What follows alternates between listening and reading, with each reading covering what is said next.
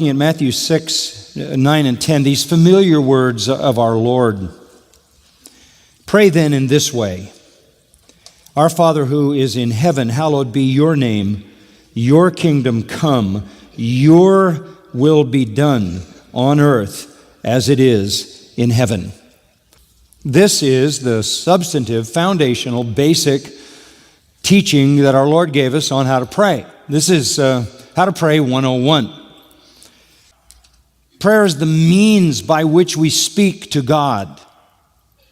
And whatever it is that God has designed for us to do in praying is what we ought to do and not something else. The contemporary charismatic world is rife with deception with regard to prayer.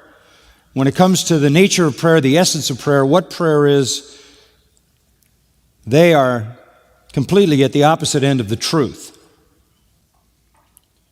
There are currently about 500 million self-proclaimed charismatics in the world, 500 million of them.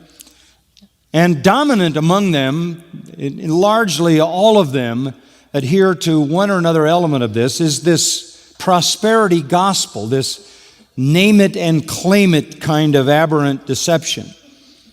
For them, prayer is a personal force that will bring you whatever you want. That's what it is. It is a creative force. It is a creative power. It is a creative energy by which you attract any object or any experience or any situation that you want. It works like this: know what you want. Believe you will receive it, visualize its arrival, and speak it into existence. Those are the 4 steps, and you find them with everybody from Benny Hinn to Joel Osteen and everybody in between. This is essentially the principle of prayer. Know what you want. That's where it starts. If you don't know what you want, this thing isn't going to get off the ground. Believe you will receive it. Visualize its appearance, and then your words in that context can speak it into existence. This is called the law of attraction. You will attract what you create by your faith expressed in words. In a sense, this is how you pray. One writer says, and I quote, "It works every time, just place your order." In fact, they tell us that when you pray that way, you shift the universe to make your desires happen for you. This is how millions of people are being taught to pray around the world. Decide what you want.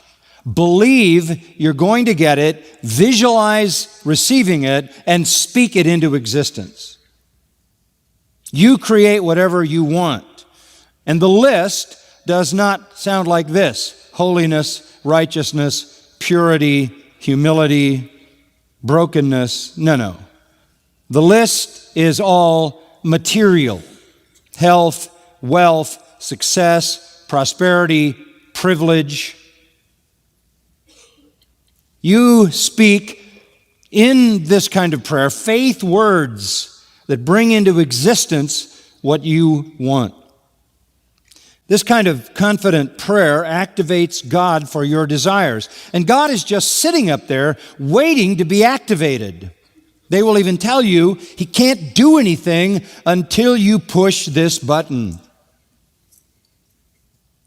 And this has infected 500 million people who call themselves Christians, a pseudo kind of church across the planet where they have turned prayer into a mechanism by which they get what they want from God, who is obliged to supply it. Let me have you look with me at James chapter 4 for a moment. James chapter 4. Here is a perspective that I think these people need to have, and it would do you well to have it as well, lest you be drawn away by this. In James chapter 4 and verse 3, we read familiar words. You ask and do not receive. You ask and do not receive. You ask God and you don't receive. Why? Because you ask with wrong motives. What is your wrong motive? You want to spend it on your desires. So here's a new principle that I would like to advocate. Whatever you ask, simply because you desire it, you will not get. This is the exact opposite of everything that is part of that positive confession movement. James says, you ask and you do not receive because you are asking to satisfy your own pleasures. This puts you in the category, verse 4, of an adulterous. What does that mean? You have deviated from your true love, who is God, and you're having an affair with the world. This, he says, is friendship with the world. And that is hostility toward God.